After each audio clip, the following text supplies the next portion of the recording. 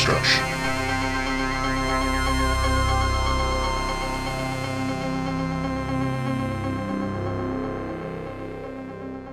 What's up, everybody? It's the HorrorDeconstruction. You can find us on Instagram, Facebook, but mostly on YouTube. With your host, Komp. Today, it's a solo deconstruction because I could not Danny through watching this film. Today, we're going to be talking about Mortal Kombat, the 2021 edition of the film franchise and game franchise, obviously. So, let's get a little bit of history with this game. Mortal Kombat is a very controversial game that came out in the 90s. It had a lot of violence. The ESRB got into it. We all know that story. Too much violence in video games. So they decided to make this their main focus back then. Very much made it even more popular than it... Well, it was always going to be popular, let's see, just because it was sort of the opposite of Street Fighter at the time. General storyline, the Outworld is another dimension. There's a tournament that's held to create champions. And these champions, they're battling across all these different dimensions. And the Outworld has won 9 of the tournaments. If they win the 10th one, they're able to invade Earth. Why that is, who knows. Lord Raiden, who is a thunder god, is in control of bringing in the Earthrealm champions, which are Johnny Cage, Sonya Blade, and Liu Kang. That was covered in the 1990s film, which was, a fan favorite for some people. Some people now are, retroactively saying, oh, it's cheesy, it's cheap, whatever. I loved it when I was younger. Thought it was probably the best video game movie I had ever seen, besides Street Fighter 2, the animated movie, which is probably the best video game movie ever made. But it served its purpose. There were some glaring differences that made no sense to me, like Raiden looking the way he did, that he was my favorite character in the game. Suddenly had long white hair and he was in a robe, and I was like, what's going on? He still filled his purpose. But there were, differences in the game that took from that iteration of the film and moved it on further, like Kano was not Australian in the original video game, but because of the actor playing him in that original film, they decided to keep that aspect of the character to great effect, because Kano was one of the very good things in the first one, like Goro. Everything else looked really good. The only thing that I had a problem with really was Goro's. The way he looked was you can tell it was a guy with another person on top of them. So it was just like this prosthetic body, and then they puppeteered the top half, and his torso was just way too long. And also, like, Sub-Zero and Scorpion were working together. We always knew that they were sort of opposite. But anyway, as time went on, people still had heavy nostalgia for the film, even though it had clear flaws, but it was still pretty much entertaining, had a fantastic soundtrack, fun fights and stuff like that. Eventually we got Mortal Kombat Annihilation, which was a horrible, horrible movie. One of the worst movies. I remember just sitting in the theaters. Even Danny knows that I sat in that theater when I was younger, and I just couldn't believe what I was seeing. One of the worst things I've ever seen in cinematic history, where Raiden is played by a different actor. I think it's James Remar, if I'm not sure. He's Raiden. And then one of the scenes that I hated the worst of anything was when he comes back with like a new haircut, and he's dressed up all like a hipster or something like that, and Raiden is like, I got a new look, and it really completely pissed me off, and I don't know why. It was just nerd rage or something like that. Anyway, there was the Mortal Kombat animated series. There was a Mortal Kombat television series that used to air like 1 o'clock in the morning on Saturdays. I think it was on CBS or something. It was like a syndicated series. I don't know who the fuck they thought could wait till 1 o'clock in the morning, but it was Kung Lao's character. You remember Kung Lao from Mortal Kombat 2? This was supposed to be... It's a Kung Lao, generational Kung Lao. They keep naming him Kung Lao, son of Kung Lao, and stuff like that. And that was sort of fun, but I just kind of got lost. And, you just can't think straight 1 o'clock in the morning watching a film, especially if your time schedule is not that different, or is extremely different from that. Anyway, that said, then came, the Mortal Kombat animated film, which was original one. It was the first one that came after the film. Was horrible, horrible, horrible animated film. Then there was a Mortal Kombat animated series. I was sort of out of Mortal Kombat by then. Flash forward to now, the Mortal Kombat was a little, kept going on there. Mortal Kombat 4, and then a couple more video games. Then, more recently, the last 3 Mortal Kombat games came out. They're actually really good. I don't play them, but I watch the cutscenes that are chopped together into 4-hour films. Worth watching. Much better films than this is. And then they came out with, I think, Scorpion's, an animated Mortal Kombat film, animated by by WB, but with like DC directors, the guys who did the DC animated films. I believe it's called Scorpion's Revenge or something like that. It's a fun movie. It's essentially just a remake of the first Mortal Kombat film from 1990s, but they suddenly give the focus to Scorpion. I had no real favoritism towards Scorpion, but apparently everybody loves Scorpion. I didn't know about that, but they love Scorpion. I thought people would love Sub-Zero, but I guess I was incorrect. So he becomes a hero, the one that good, fun movie. It was essentially just the original film, but they just added gore and they focused more on Scorpion. And then the thing I didn't like is that Liu Kang is essentially the hero of the series. He is what Bruce Lee is in Enter the Dragon. This guy who, has to save the Earthrealm as the chosen one. And he sort of took like a back space in the series, just to make him sort of one of the regular characters, which I wasn't really a fan of until the latest game. Now he's like sort of a really main character, very important, pivotal role again. Because I guess they did what they wanted to do with him, but then they pulled focus off of him and then they put it back on him. But in that animated Scorpion's Revenge film, whatever it was called, they actually had Scorpion beat Shang Tsung, and then Liu Kang loses, but he still wins. And I was like, get the fuck out of here with that. Now we're here on 2021 Mortal Kombat, the remake, which film that's been gestating for years. Because after Mortal Kombat Annihilation, people were just like, what the fuck did I see? So we have this remake, right?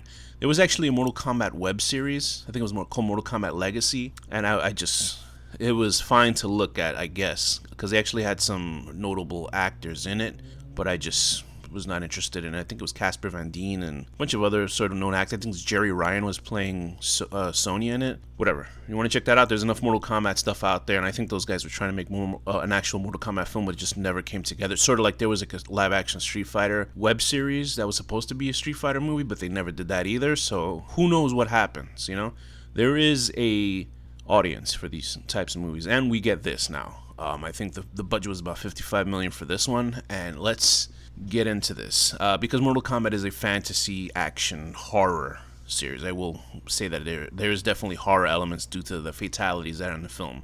So let's get into Mortal Kombat 2021. MMA fighter Cole Young seeks out Earth's greatest champions in order to stand against the enemies of the Outworld in a high-stakes battle for the universe. Directed by Simon McQuoid, written by Greg Russo, Dave Callahan, 4 other people it says on IMDb, starring Louis Tan, Jessica McNamee, Josh Lawson, and a whole bunch of other people. So this film differs from the other Mortal Kombat films because I don't know what they were thinking, but it's certainly a pretty looking film. The cinematography is very good in this film. How far that stretches out, I have no clue, because the content within it is not that it is entertaining to a point, because we do have pretty much the fan favorites. We got Sub-Zero, we got Scorpion. The film starts out in the 1600s in Japan, where Sub-Zero fights Scorpion because they're going by their regular names. Han-Bi and I forget what Scorpion's name is. Oh, I'm sorry, Bi-Han is Sub-Zero's name. He's played by Joe Taslim. He's pretty good.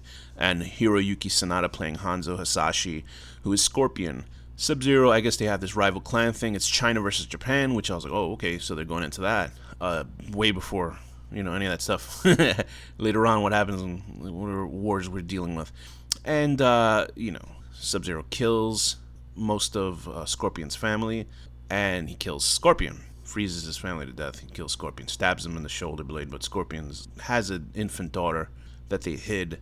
He's trying to find them, but he dies before he gets to see his child, and he goes to hell. We were introduced to Raiden. Raiden, who is played by, if you hadn't noticed, he's a very good Japanese actor. He was obviously in Ichi the Killer. If you remember that fantastic movie, he was Tadanobu Asano. He was the bad guy in Ichi the Killer, although everybody in Ichi the Killer was a bad guy. He takes the baby. He's in his gear from the game, doesn't fight in the movie, which I guess he's still filling that sort of adulting role, like the original 1990s movie. But in the games he does fight, because there's specific rules, because he's an overpowered character, much like Shang Tsung. And he has to, find the Earthrealm warriors. Because this one, there's no Mortal Kombat tournament in this. And a lot of people complaining about that. That's fine. In the video games, there's hardly any tournaments at all. There's people just beating the shit out of each other in the cutscene movies also. So it's not that offensive. Although this is essentially a remake of the original and retelling of the story, which part 1 of the video game was them going into a fucking tournament to save the Earthrealm. But in this plot, Shang Tsung is gathering his minions to kill the Earthrealm warriors so they can negate the prophecy. Why there's even a prophecy in the first place, who knows? But some complaints on. Well, let's go through the cast first. So we got Louis Tan as Cole Young, who is the insert character for Johnny Cage. So this is a strange sort of aspect to this, because Johnny Cage was in the original film this sort of originally the character in the game was supposed to be played by Jean-Claude Van Damme in the original Mortal Kombat game, but the deal never worked out. So anyway, so Johnny Cage is this arrogant Hollywood fighter, a movie star that, you know, does a lot of those fighting movies, and they call him like a hack and a fake and all that stuff. And we're supposed to experience all of this through him, between him and Liu Kang. Liu Kang's more serious. Johnny Cage is more of a comedic effect of the series. He's not in this movie. Now, there are theories of why he's not in this movie. Now, why that is, and I don't want it to turn into that fucking conversation, because it's going to be like, oh, you know, there's not enough this people or that people in this type of film.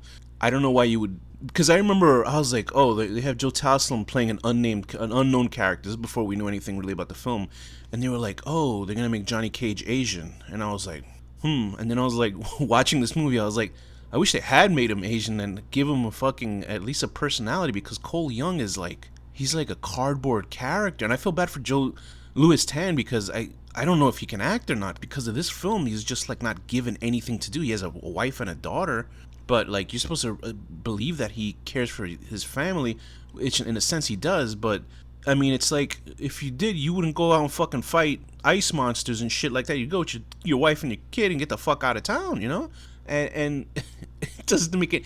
He saves his wife and his daughter after this Iceman comes out and tries to kill everybody, and then he's like, oh, I have to go help these random people, because you know, I can't let the world get this. What? Get the fuck out of here. Anyway, so I don't get his character. I don't understand why he's in it. It seems like people are saying that this is more of a studio mandate to have his character, and plus having an Asian lead, which to me doesn't make any sense, because Liu Kang is an Asian lead. He was the lead in the original one. You know what I mean? He was the hero of the film, and Liu Kang is a fucking awesome character. So there are good things and bad things with this film, and Cole Young seems to be a complete, like, I have no fucking clue. Like, I understand reasons of why they would put him in the film. Like, if it becomes that argument of, oh, we need an Asian lead, like, you got fucking Liu Kang. Liu Kang is the coolest fucking, one of the coolest characters. Liu Kang, Kung Lao, okay? If you've ever played there's a Mortal Kombat game where it's just Liu Kang and Kung Lao. It's like a third-person action game. Fan-fucking-tastic video game. One of the best ever, okay? Go play that fucking game. That's one of the best games I've ever played in my life. That and Resident Evil 4. Anyway, so Cole Young is there. Okay. He is... the Mortal Kombat logo ends up being some sort of transitionary tattoo. If you defeat a person in Mortal Kombat, you get that tattoo. Cole Young was born with it, because we find out later that he is the great he's in the lineage of Scorpion, and whatever. We meet Jax, and Jax is fine. Jax is cool. I like Jax. Jax, they hardly fuck up Jax. Even the Jax in the first Mortal Kombat film, who was like, Sonya, like, he just disappears in the movie. Well, actually, they did kind of fuck up in Jax in the Mortal Kombat Annihilation, but everybody got fucked up in that movie. That Johnny Cage got fucked up in that movie. But Jax, I remember, was a guy from American Gladiators, but whatever. It's just a guy. He's like a military guy. He's not that horrible. He can't really fuck up a character like that. He's sort of a archetype, and he's cool. Especially cool in the games, you know? Because they give his character some sort of gravitas in the recent games, like, because he's regretful that he did not give his daughter a normal life, because he was so busy being a military man fighting these fucking alien ghost demons, whatever the fuck these people are from the outworld. Anyway, so this guy playing Jax is good, but they don't give him enough material, right? And then they make it so that he gets his arms torn off, or, you know, Sub-Zero freezes his arms and breaks them off and all that bullshit. Fine. Gory. Nice. The gore in the movie is good. I liked, actually, like when Scorpion's killing people in the beginning and their blood is flying around. It's really cool looking and shit like that. The gore is good in the movie. It's I didn't even feel like if it was excessive like the video games, because once you see the video games, the gore in that is like, it's beyond R-rated, because this is supposed to be an R-rated film. But anyway, Jax gets his arm shattered. He tells Cole to go meet Sonya Blade. Sonya Blade is played okay by Jessica McNamee. They don't give her much to do, because in the Mortal Kombat, the 1990s film, and I hate to reference that film as if I'm comparing them. I'm not. I'm actually, I'm taking this film as it is. I wasn't sitting watching this going, oh, because they were fuck ups in the first movie, but not as glaringly bad as this one. And there's nothing that compares to the Annihilation, which is one of the worst movies ever.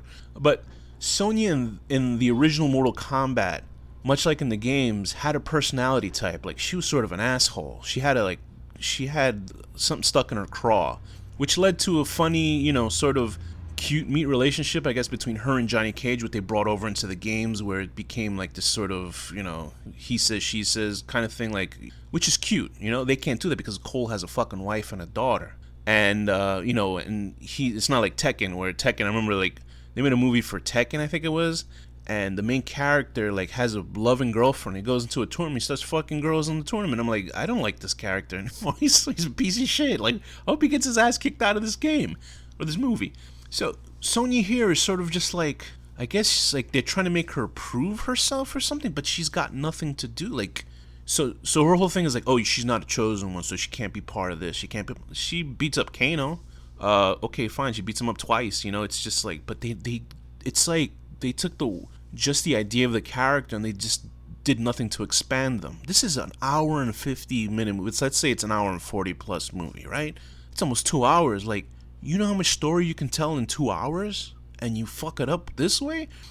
A fantastic addition in the film is Kano, played by Josh Lawson. Fantastic. He is incredible in this film. Like, he makes you forget, because, like, here's the thing: the movie's not horrible. It's just truly disappointing in the way that they went with it, right? So Kano is very funny. Like, Josh Lawson, just his whole fucking, his swagger and his, like, the lines that they give him. It's like, how did they write so many good lines for this character? Everybody else stinks. Like, everybody else is, like, so flat and cardboard, so fucking stupid, but he's fantastic. Watch it. If you're gonna watch this piece of shit, watch it for him. Support that actor. That guy's good. And then they go on to this journey. They end up fighting Reptile, and I'm gonna have to compare it again.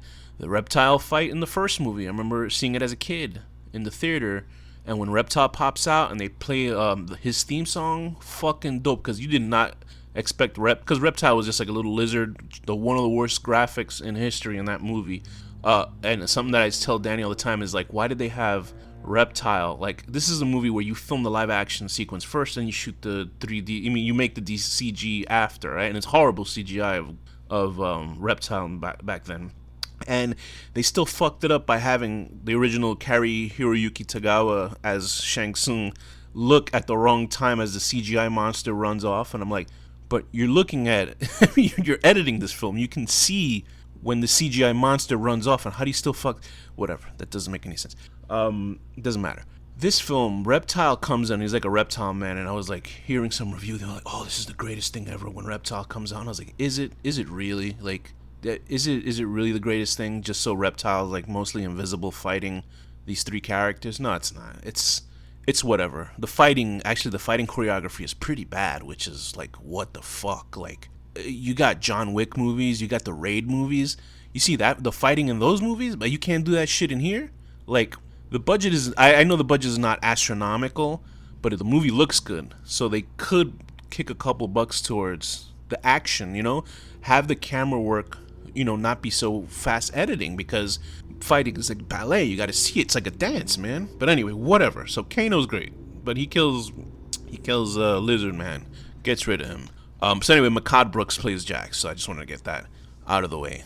So we're dealing with these sort of empty characters. They eventually Sonya, Kano, and Cole make their way to Raiden's temple, and we meet finally Liu Kang and Kung Lao. They got them down. They're fucking fantastic. Those actors playing them, perfect. Ludi Lin as Liu Kang and Max Huang as Kung Lao. Fantastic. Those are your Asian leads for the film. They should be the fucking leads of the movie because they have the hero's journey. And I like the way that they portray them in this film. Liu Kang is like this theatricality to him. He's just like it's gonna sound very strange saying this, but there's like a lovely aspect about his character that he seems so pure, and he's just like good-natured. And then you think about Cole Young and you're like, who gives a fuck? Liu Kang, make Liu Kang the fucking lead of the movie because he's great, he's awesome. But they don't. They turn these characters, they have them out, they're like, oh, here's this guy, here's that. You just put another quarter in, okay, here's this character. And they have them there for whatever reason. The bulk of the rest of this film is them starting to train. Well, first of all, let's get back to Outworld, right? I don't get it. I don't get, like, the Outworld, obviously must have all shot this in one area, because it's a lot of canyons in this film. And Outworld consists of just rocks, right? And Big Bad Shang Tsung's casted pretty well. Chin Han, he's no Kari Hiroyuki Tagawa, but there is a nice presence to him. But they don't give him much to do either. And this is where the fucking Power Rangers aspects come in. Not saying anything bad about Power Rangers, I'm just saying they took this sort of, I'm the bad guy, here's my henchman, sort of bullshit. And it's just like, I can't stand that shit. Like, they did only one scene like that in the first film, but Mortal Kombat Annihilation was all about that, with Shao Kahn standing there with his henchmen talking, and just like, what? I don't want to see. Who gives a fuck about this? In this film, Shang Tsung has a throne on like a rocky area where nobody's there. Like, he just sits on a throne by himself. Like, okay, if you want to meditate, that's fine. Maybe that's what it is. I just think they didn't have any fucking actors for that scene. And Outworld is like inhabited by like 20 people or something like that. Like, it's just all rocks. It's all like, if you read the story, there's people. It's inhabited. It's a world. You know what I mean? It's people. If you want to CGI people from far away, fine. But Shang Tsung, for the most part, he's there, and then he has all his henchmen. So he'll have what's her name? He has Melina there, right? Well, I might be wrong. I think Melina is a carbon copy of Katana. Yeah, I think she is, right? So Katana would look like Melina. They have this actress named Sissy Stringer. She's fine, but they don't give her anything to do other than look menacing. She's still hot. Like, she's fucking hot. She's thick, which I love. No offense. All the men are good looking too. There you go. So I balanced it out. So it's nice, but they don't give this poor actress anything to do. She has a great look to her. She has like these scary eyes, and they give her the Joker lipstick makeup because her mouth is like all split. But they don't. I guess for the most part, they didn't want to give her the mouth that they have in the video game because that's why she wears a mask. But in the movie, she sort of has a regular mouth, but it looks like she was eating fucking ribs or something. She just ate like a lot of barbecue or something. She's still hot, as scary as she was. But they don't give her enough. And I mean, like, you don't know anything. She's like one of the only like actresses of color in the. She might be the only actress of color in this film, and they don't give her anything. She's just like a fucking. She's just there to look menacing, and she's got a humongous role to play in the games because she's the sister of a Katana, or like an adopted sister who's like genetically supposed to look like her, but they just gave her some of, if you know what Baraka is, like his race, they gave her some of her blood.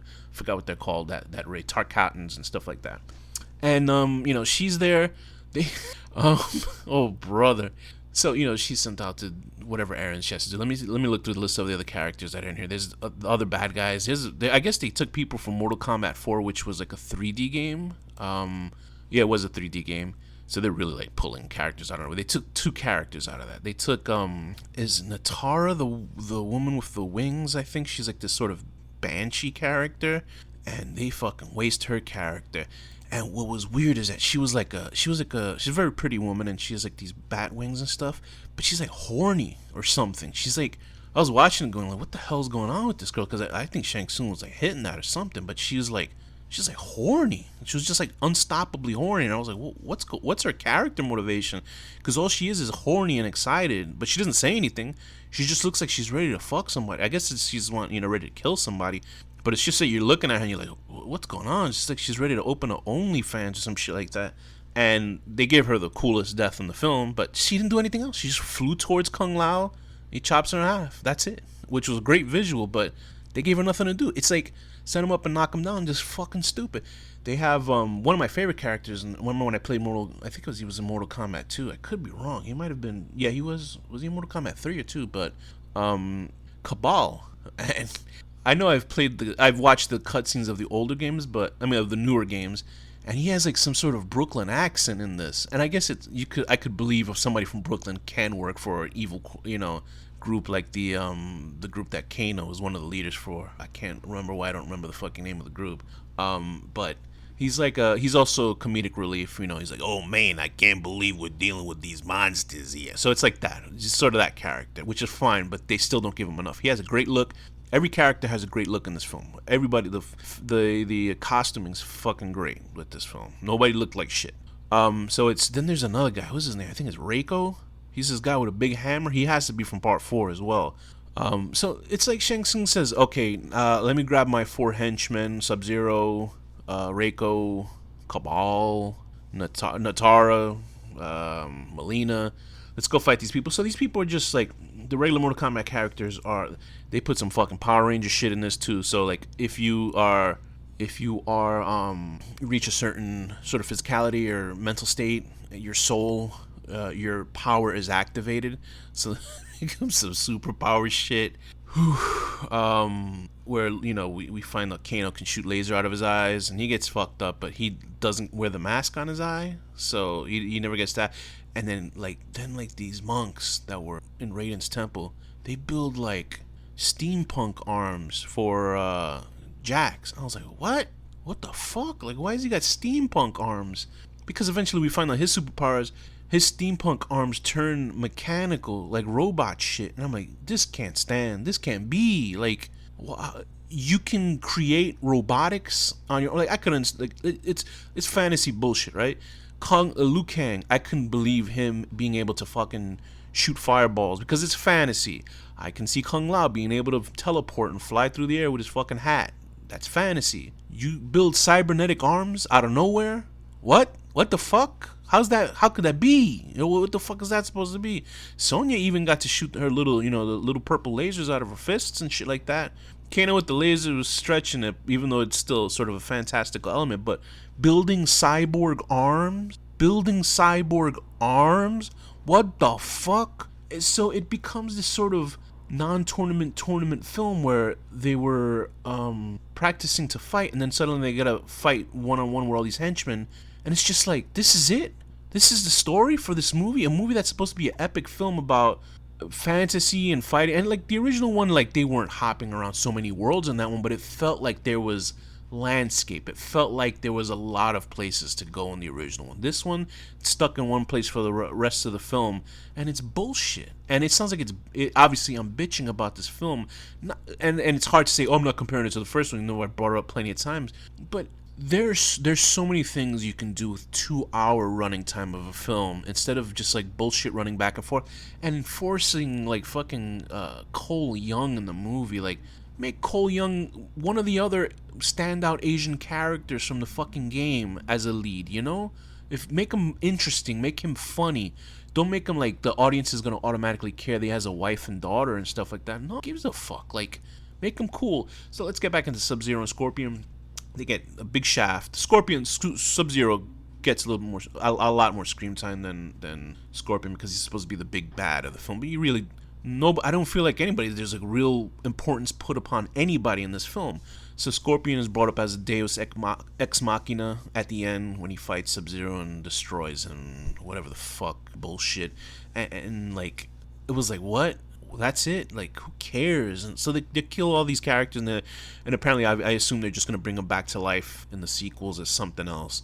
Because I was pretty sure Cabal was actually a good guy in the games, and then I think they just retconned them in the films. I wasn't sure if they retconned them in the older games, because I think he was an ex-member of that group that this guy was in, Kano.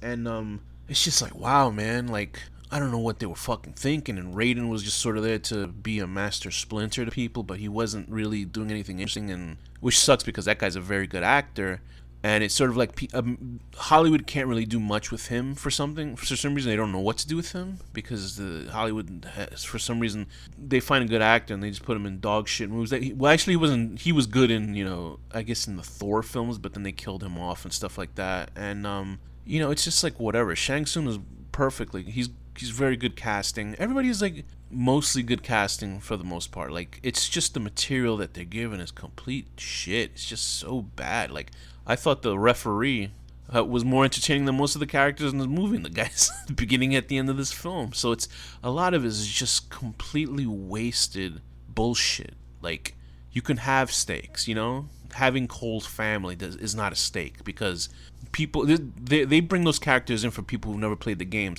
Hey, guess what? Just make the movie for people that played the fucking games. You know, other people go on. It's sort of like with Resident Evil films. They started doing fucking Mad Max and all those weird shit in those movies for whatever reason, and that's the same director of the first Mortal Kombat. So it's good that he didn't fucking stay with Mortal Kombat because he would have done some other bullshit. They probably would have been, you know, fighting whatever the fuck in those movies. But yeah, I have no clue. They really, I don't know what to do. Like they want to make 4 more Mortal Kombat films, and I'm like, listen, keep the special effects, keep even the soundtrack wasn't as like soundtrack was fine in like some parts and stuff like, but I didn't. It's not something that I was remembering really. There was one fight I think with Sonya Blade, I think that was good, but like the music in it, but. Like I really was not actively looking to have a problem with this film, but it's a movie where I was like, oh, when I first saw it, and then the next day I was like, wow, man, like holy shit, like they've had like years to work on this film, and they could just watch the fucking video games, the cutscene movies, and be like, okay, I got an idea for that, I can put in here and take from that, you know, make something interesting. But they just decided to make it the most expensive direct-to-video movie ever made. Like it's just, and people are saying this is the greatest video game ever, and I'm like, no, even fucking like Silent Hills is better than this. And Silent Hills wasn't a bad movie, but I, you know, whatever, but like jeez Louise, like it's you're just gonna be like, oh, you fucking you suck, man, you just got no taste in movies. Like, yeah, well, yeah, I like bad movies, believe me, and I didn't hate this movie, but I was just severely disappointed in the type of film that it came to be, because there's nearly like hundreds of characters in the game itself that they could have picked out and made a, you know, a possible first movie with this. You know, you don't even have to start out with the original storyline. Just start like Mortal Kombat has already happened. Go into when the world's been devastated by the introduction of Outworld. You know, in Mortal Kombat 3, when, you know, Outworld came and started fucking up the Earth anyway. So you could do that. Like, that's just, it's all built in. It's all there already. And they're like, oh, we wanted to take it serious. It doesn't have to be serious. There's motherfucking bat women flying in the air. And they were like, their Easter eggs were like, Kano. Like, the only Easter egg that I thought was okay was when Kano pulls like the guy's heart out. He pulls Reptile's heart and goes, Kano wins. That's fine. But then they go like, flawless victory. I'm like, what? They go fatality. And they did that in the other ones, but like the way they do it here feels like they did it in post. They were like, oh fuck, we gotta add some Easter eggs or some shit like that.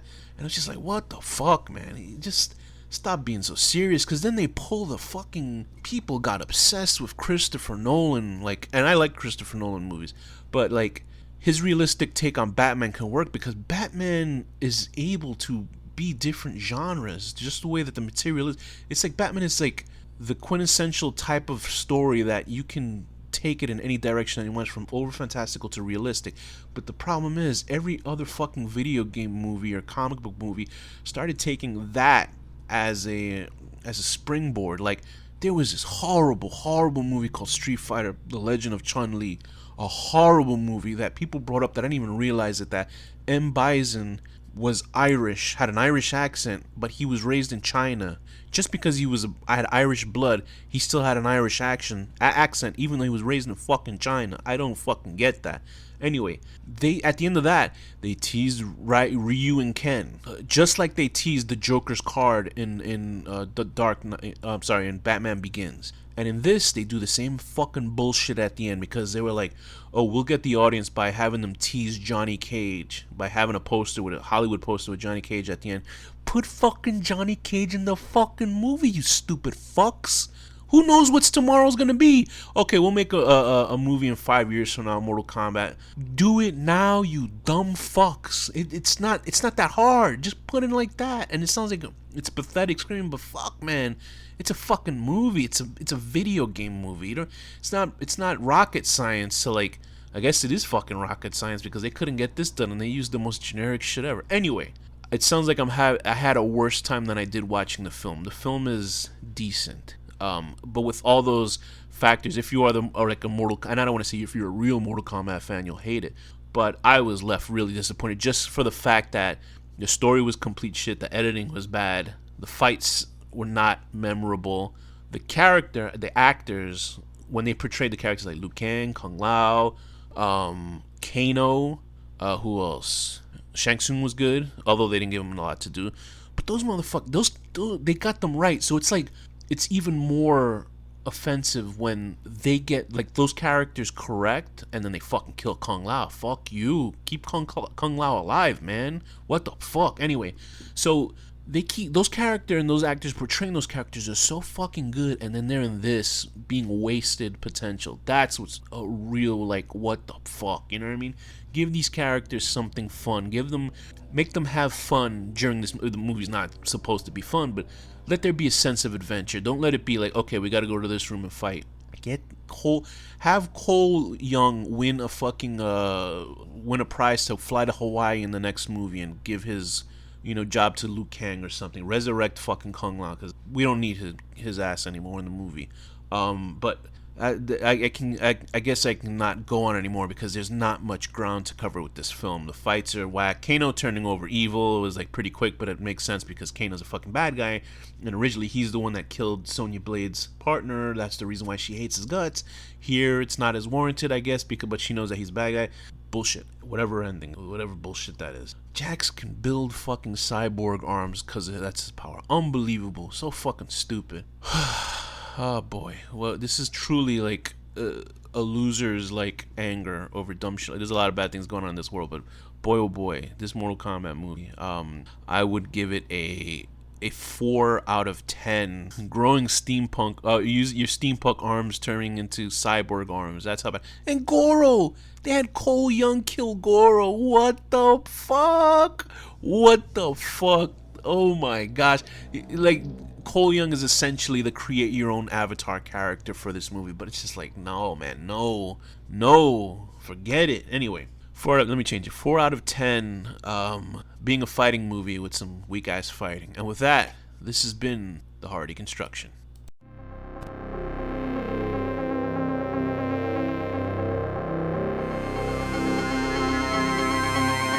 The HorrorDeconstruction.